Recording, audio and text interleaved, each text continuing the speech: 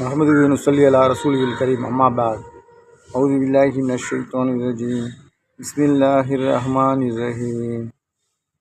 அஸ்ஸலாமு அலைக்கும். கணித்துக்குரிய பெரியோர்களே, சகோதரர்களே, சகோதரிகளே, குழந்தைகளே, குடும்பத்தார்களே, இன்றைய தினம் நாம் கேட்க இருப்பது ரசூல் ஸல்லல்லாஹு அலைஹி வஸல்லம் அவர்களுக்கு மறைவான விஷயங்கள் தெரியுமா என்பதை பற்றி. இப்போ நாம் ரசூல் ஸல்லல்லாஹு அலைஹி வஸல்லம் அவர்களுக்கு அல்லாஹ் தஆலா அற்புத சக்தியை கொடுத்துருந்தான். இது அல்லாஹ் கொடுத்த ஒரு சக்தி. மறைவான விஷயங்கள், இவங்க மெஹராஜுக்கு போனாங்க, மெஹராஜில் போயிட்டு சொர்க்க நரகத்தை பார்த்தாங்க. நிறைய விஷயங்கள் அல்லாஹ் தஆலா இவர்களுக்கு அறிவித்து கொடுத்தான். அதே சமயத்தில் குர்ஆனுடைய விஷயங்கள் இறங்கிச்சு. இதெல்லாம் பெரிய ஒரு அற்புதங்கள். அந்த குர்ஆன் கியாமத் நாள் வரைக்கும் உள்ள விஷயம். நபித்துவ பட்டத்தை அல்லாஹ் தஆலா அருளினான். நிறைய விஷயங்கள் நபி ஸல்லல்லாஹு அலைஹி வஸல்லம் அவர்களுக்கு அல்லாஹ் தஆலா வழங்கியிருந்தான். அதே சமயத்தில் அவங்களுக்கு மனிதராக இருந்தாலும் அல்லாஹ் தஆலா அவரை என்ன சொன்னால் மற்ற மனிதர்களுக்கு இல்லாத சக்தியை சொல்லப்படுகிறது. 40 ஆண்களுக்கு உள்ள சக்தியை, வலிமை அல்லாஹ் தஆலா அவர்களுக்கு கொடுத்தான் என்பதாக சொல்லப்படுகிறது. குர்ஆன் இறங்கக்கூடிய அந்த வஹீயினுடைய அந்த அழுத்தம் ஒரு மலை மீது வைத்தாலும் அந்த மலை மீது வைத்தாலும் மலையே நொறுங்கிவிடும் என்பதாக சொல்லப்பட்டு, அந்த வஹீயினுடைய அந்த அழுத்தத்தை ரசூல் ஸல்லல்லாஹு அலைஹி வஸல்லம் அவர்கள் தாங்கக்கூடிய சக்தியை அல்லாஹ் தஆலா கொடுத்தாங்க. சக்தி கொடுப்பது அல்லாஹ் ஒருவன் தான்.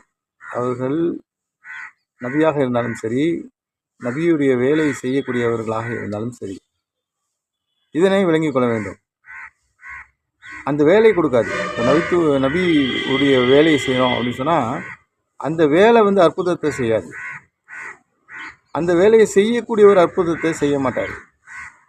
அந்த வேலையை செய்யக்கூடிய அந்த கட்டடம் செய்யாது. அதுக்கு சக்தி கிடையாது. இந்த இடத்துல இந்த தாவத்தோட வேலை நடக்குதுங்க, அந்த கட்டடத்துக்கு சக்தி இருக்குது, அப்படி கிடையாது.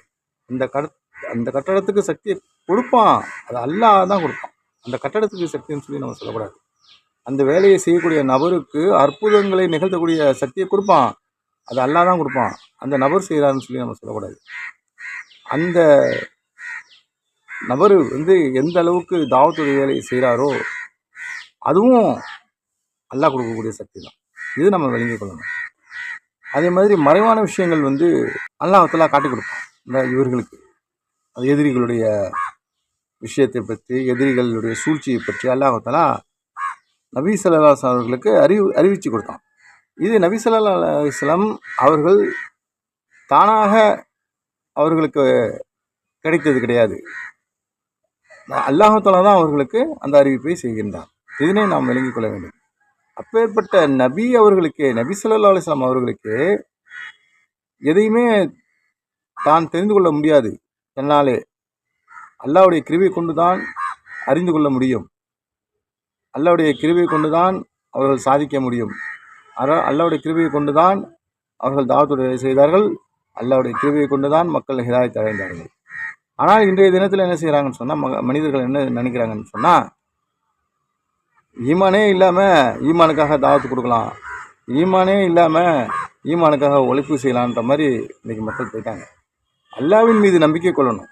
நம்பிக்கை என்பது அல்லாஹ்வின் மீது இருக்கணும். இந்த உழைப்பு என்பது அல்லாஹ்வின் மீது நம்பிக்கை வச்சு உழைப்பு செய்யணும். மனிதர்கள் மீது நம்பிக்கை வைத்து உழைப்பு செய்யக்கூடாது. பணத்தின் மீது நம்பிக்கை வச்சு உழைப்பு செய்யக்கூடாது. ஆட்சி அதிகாரத்தை நம்பி இந்த உழைப்பு செய்யக்கூடாது.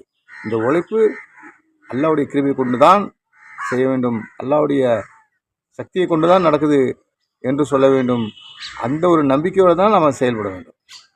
உலக விஷயமாக இருந்தாலும் சரி, வியாபார உத்தியோகமாக இருந்தாலும் சரி, அல்லாஹ்வுடைய சக்தி இல்லாமல் எதுவும் செய்ய முடியாது. அந்த நம்பிக்கையோடு தான் நாம் செயல்பட வேண்டும். இப்போ இதில் நம்ம படிப்பினை நாம் தெரிஞ்சு கொள்வது என்னென்னா, நாம் செய்யக்கூடிய வேலை, தாவத்துடைய வேலையாக இருந்தாலும் சரி, எந்த வேலையாக இருந்தாலும் சரி, செய்யக்கூடியவன் அல்லாஹ் தான். ஹிதாயத்து கொடுக்கக்கூடியவன் அல்லாஹ் தான். இதை நம்ம விளங்கிக் கொள்ளணும். நமக்கு சக்தி கிடையாது. அதில் அற்புதங்கள் நிகழ்ந்தாலும் அது அல்லாஹ்வுடைய கிருபை கொண்டு தான். அந்த அல்லாஹ்ன்ற வார்த்தையை விட்டுட்டு இன்றைக்கி நாம் வெறும் தாவத்துன்னு நம்ம வச்சுக்கிட்டோம். தாவத்து வேலையை கொண்டு அற்புதங்கள் நிகழ்த்தலாம், தாவூதுடைய வேலையை கொண்டு எல்லாமே நம்ம தெரிஞ்சுக்கலான்றது தவறான விஷயம், ஷிர்கான விஷயமும் கூட. நாம் விளங்கி கொள்ளணும். இதில் வந்து நம்ம ஒரு வார்த்தையை சேர்த்தா தான் அது ஈமானுக்கு அடையாளமாகும். என்ன வார்த்தை? இது அல்லாஹ்வின் கிருபையை கொண்டு தாவூதுடைய வேலை செய்தால் ஹிதாயத்து கிடைக்கும், ஹிதாயத்துக்கு காரணமாக இருக்கும். இந்த விஷயம் அல்லாஹ்வுடைய கிருபை கொண்டு என்ற வார்த்தை வரணும். நாம் அதை வந்து விட்டுட்டு என்ன ஆயிடுச்சுன்னு சொன்னால், அடுத்த ஜெனரேஷன் என்ன ஆயிடுச்சுன்னு சொன்னால், அந்த பயானில் அந்த அல்லாஹ்வுடைய கிருபையை கொண்டு என்று சொல்கிறத விட்டுட்டோம். இன்றைக்கி வந்து அடுத்த ஜெனரேஷனும் அதே மாதிரி சொல்லி சொல்லி சொல்லி இன்றைக்கி தாவூதுடைய வேலைக்கு சக்தி இருக்குது, தாவூதுடைய வேலையில் அற்புதங்கள் நிகழ்த்தலாம், தாவூதுடைய வேலை செய்யக்கூடிய இடத்துல எல்லாமே இருக்குது அப்படின்ற மாதிரி இன்றைக்கி மக்கள் சொல்ல ஆரம்பிச்சிட்டாங்க. அல்லாஹ் மன்னிக்கணும். அதனால் நாம் வந்து எல்லாமே அல்லாஹ்வுடைய கிருபை கொண்டு அப்படின்றத நம்ம சொல்லணும். அது சம்மந்தமாக நம்ம தெரிஞ்சுக்கொள்ளலாம். அதாவது தபூக் அந்த பகுதியில் வந்து அந்த யுத்தம் நடக்கக்கூடிய நேரத்தில் அங்கே வந்து ஒரு குளம் இருந்தது. அப்போது நாளை அல்லாஹ் நாடினால் தபூக்கில் உள்ள நீர்நிலையை நீங்கள் அடைவீர்கள், மதிய வேலைக்கு முன் அதை அடைய மாட்டீர்கள். உங்களில் எவர் அங்கு முதலில் சென்றாலும் நான் அங்கு வரும் வரையில் அதிலிருந்து நீர் அருந்த வேண்டாம் என்று நபி அவர்கள் அறிவுறுத்தியிருந்தும், நபி அவர்கள் வருமுன் 2 தோழர்கள் அதிலிருந்து நீர் அருந்தி விட்டனர். இதை அறிந்த நபி அவர்கள் அவர்களை கடிந்து கொண்டார்கள். பிறகு நபி அவர்களே அதிலிருந்து சிறிது நீர் எடுத்து முகம் கைகளை கழுவி கொப்பளித்து மீண்டும் அதிலேயே துப்பினார்கள். ஊற்று அதிகமாகி அங்கிருந்த 30,000 பேர்களும் தங்கள் தாகம் தீர்த்தனர். பிறகு அந்த ஊற்று நீரை தபூக்கில் இருந்தவரை முஸ்லீம் படை பயன்படுத்தியது. இப்போ பாருங்கள், அல்லாஹ் தஆலா அது பரக்கத் செஞ்சுட்டான். ரசூல் சொல்லியிருக்காங்க, நான் வர்றதுக்கு முன்னாடி யாரும் அதை யூஸ் பண்ணாதீங்கன்னு. அப்படின்னு 2 பேரும் யூஸ் பண்ணாங்க, உபயோகப்படுத்தினாங்க. அதை வந்து ரசூல் வந்து கடிந்து கொண்டார்கள். அதுக்கப்புறம் ரசூல் என்ன பண்ணாங்க, அது சின்ன குழந்தை அது. அப்போ அதிலிருந்து என்ன பண்ணியிருக்காங்க, ரசூல் கைக்கெல்லாம் கழுவிட்டு தண்ணியை எடுத்து என்ன பண்ணுறாங்க, அதை வாயில் கொப்பளிச்சுட்டு மறுபடியும் அதிலே துப்புறாங்க. அல்லாஹ் தஆலா அதில் பரக்கத் செய்கிறான். இது அல்லாஹ்வுடைய கிருபை.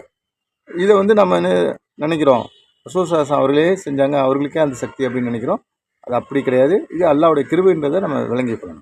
முஆத் இப்னு ஜபல் ரலியல்லாஹு அன்ஹு அவங்கக்கிட்ட நபி ஸல்லல்லாஹு அலைஹி வஸல்லம் வந்து, முஆதே, நீ நீண்ட நாள் வாழ நேர்ந்தால் பாலைவனமாக காட்சியளிக்கும் இப்பகுதி தோட்டங்கள் நிறைந்த ஒன்றாய் காண்பாய் என்று சொன்னார்கள். அவ்விதமே சில காலத்திற்கு பிறகு தாம் கண்டதாகவும் முஆத் ரலியல்லாஹு அன்ஹு அவர்கள் அறிவிக்கிறார்கள்.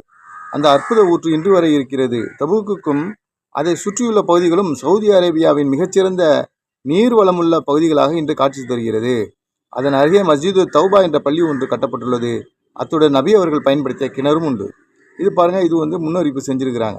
பின்னாடி வந்து ஒரு காலம் நீங்கள் நீண்ட ஆயுளோடு இருந்தீங்கன்னா பின்னாடி நீங்கள் பார்ப்பீங்க, இந்த இடம் வந்து எப்படி இருக்கும், நல்ல வளமுள்ள ஒரு பகுதியாக இருக்கும் அப்படின்னு சொல்லிட்டு சொல்லியிருக்காங்க.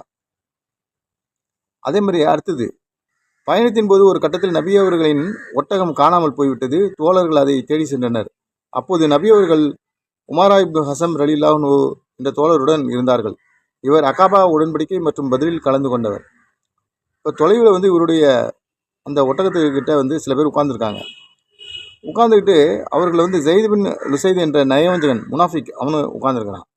அவன் என்ன பண்ணுறான்னு சொன்னால், தன்னுக்கிட்ட இருக்கிற பக்கத்தில் இருக்கக்கூடிய ஃப்ரெண்டுங்கிட்ட தோழர்கள் அவனுடைய ஆளுங்கக்கிட்ட சொல்கிறான், முகம்மது நபி என்று சொல்லவில்லையா, வானத்தின் செய்திகளை சொல்லவில்லையா, இருந்தும் தன்னுடைய ஒட்டகம் எங்கே போனது என்று தெரியவில்லை என்று சொன்னார்.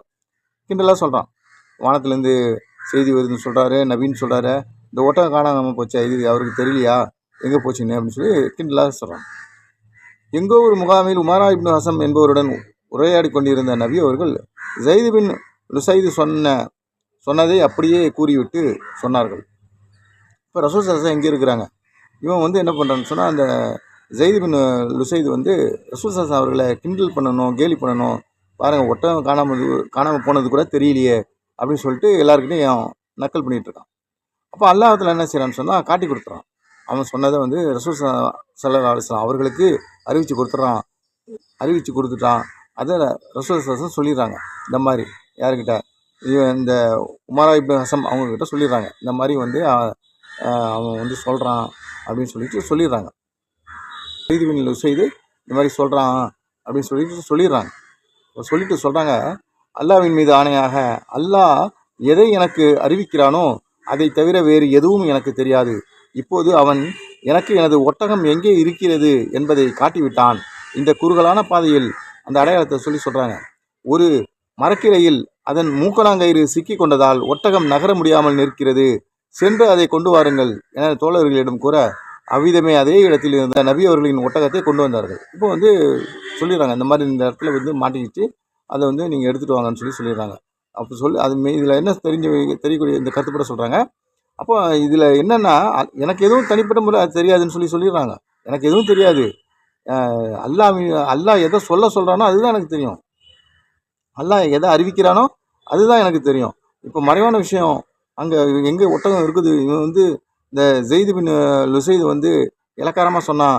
ஆனால் ரசூல் ஸல்லல்லாஹு அலைஹி அவர்களை அல்லாஹ் அந்த கண்ணிய குறைவை விட்டு அல்லாஹ் காப்பாற்றி அவர்களுடைய கண்ணியத்தை உயர செய்யணும் அப்படின்னு சொல்லிட்டு அல்லாஹ் அறிவித்து கொடுத்தான். உமரா ரலியல்லாஹு அன்ஹு தன் வாகனம் நின்றிருந்த பகுதிக்கு சென்று அங்கிருந்த தோழர்களிடம் நடந்ததை விவரித்தார். இப்போ அங்கே உமரா இதெல்லாம் ஒட்டகத்தை கொண்டு வந்துட்டாங்க. இப்போ உமரா ரலியல்லாஹு அன்ஹு அந்த ஜெயிது பின் லுசைது இருந்தானே அந்த இடத்துல போயிட்டு விசாரிக்கிறாங்க. அங்கே போயிட்டு விசாரிச்சுட்டு தன்னுடைய தோழர்கள் இருக்காங்க, அவங்ககிட்டையும் சொல்கிறாங்க. அவங்க தோழர்கள் பக்கத்தில் இருந்தவங்க அவங்க சொல்கிறாங்க, ஜெயிது பின் லுசைது தான் இந்த மாதிரி சொன்னாருன்னு சொல்லி ஒருத்தர் சொல்கிறாரு. உடனே ஜெயிதுகிட்ட போய் கேட்குறாங்க.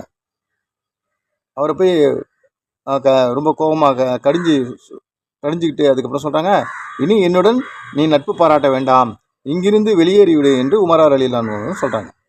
இப்போ இதை நம்ம என்ன விளங்கணும் அப்படின்னு சொன்னால், அந்த ஜெயிது பின் லுசைது ரசூல் ஸல்லல்லாஹு அவர்களை கிண்டல் பண்ணி சொன்னால் அது அல்லாஹ் தஆலா காட்டி கொடுத்துட்டான். அந்த அற்புதங்கள் நிகழ வைக்கிறது அல்லாஹ் தான். அதுக்கு அடுத்ததாக இன்னொரு வாட்டி என்ன நடக்குதுன்னு சொன்னால், உணவு பற்றாக்குறை ஏற்படுது. அந்த உணவு பற்றாக்குறை ஏற்படக்கூடிய நேரத்தில் ரசூலுல்லாஹி ஸல்லல்லாஹு அலைஹி அவர்கள்ட்ட சொல்கிறாங்க. அப்போ அவங்க என்ன சொல்கிறாங்கன்னா, உங்களிடம் இருக்கும் கொஞ்சம் உணவுப் பொருட்களை கொண்டு இந்த விரிப்பின் மீது வையுங்கள் என்று கூறினார்கள். அவ்வாறே செய்தனர். நபி அவர்கள் துஆ செய்தார்கள். உணவு பெரியது. அனைவரும் தங்கள் பசி தீர புசித்தார்கள். தங்களின் பாத்திரங்களிலும் உணவை நிரப்பி கொண்டனர். இப்போ பாருங்கள், இதெல்லாம் அற்புதங்கள் நிகழ்த்தினாங்க. உணவு பற்றாக்குறையாக இருக்குது. ரசூல் எல்லாத்தையும் வைக்க சொல்கிறாங்க. துவா பண்ணுறாங்க. அல்லாஹ்கிட்ட துவா பண்ணுறாங்க. அல்லாஹ் தஆலா பரக்கத் செய்கிறான். எல்லோரும் வயிறார புசித்து வீட்டுக்கும் பாத்திரங்களில் எடுத்துகிட்டு போகிறாங்க. இப்போ இதெல்லாமே நம்ம இதிலேருந்து விளங்கக்கூடியது என்ன விஷயம்னா, இந்த தாவத்துடைய வேலை செய்யக்கூடிய நேரத்தில் அல்லாஹ் தஆலாவுடைய உதவி கிடைக்கும். இந்த தாவத்துடைய வேலை செய்யும்போது அல்லாஹ் அற்புதங்களை நிகழ்த்துவான். அல்லாஹ் தஆலா அவர்களுக்கு பாதுகாப்பு கொடுப்பான்.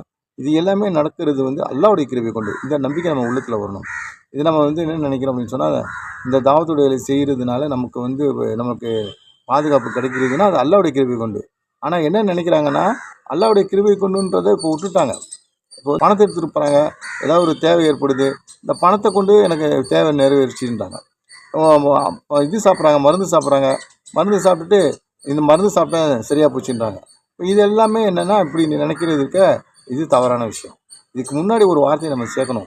அல்லாஹ்வுடைய கிருபை கொண்டு நான் மருந்து சாப்பிட்டேன், அல்ஹம்துலில்லாஹ் நல்லா ஆயிடுச்சு.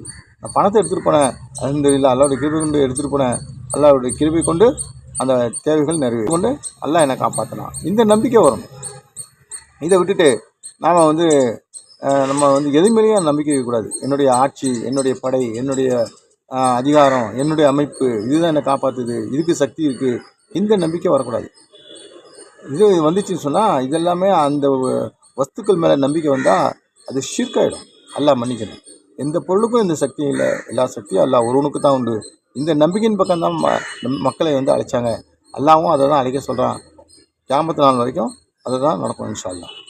எல்லாம் வல்ல அல்லாஹ் நம்ம அனைவர்களுக்கும் தீனுடைய விளக்கத்தை கொடுத்து தீனின்படி நடக்கக்கூடியவர்கள் ஆக்கி வைப்பானாக. நேரான வழியின் பக்கம் நடக்கக்கூடிய பாக்கியத்தை தந்து வழித்தவரை வழிவிட்டும் அல்லாஹ்வுடைய கோபத்திற்கு உள்ளானவர்களுடைய வழிவிட்டும் பாதுகாத்து காப்பாற்றுகள் புரிவானாக. சொர்க்கத்தை தந்தல் புரிவானாக. நரகத்தை விட்டு பாதுகாத்து காப்பாற்றுகள் புரிவானாக. ஆமீன் ஆமீன். வாஹிரதான அல்ஹம்துலில்லாஹி ரப்பில் ஆலமீன்.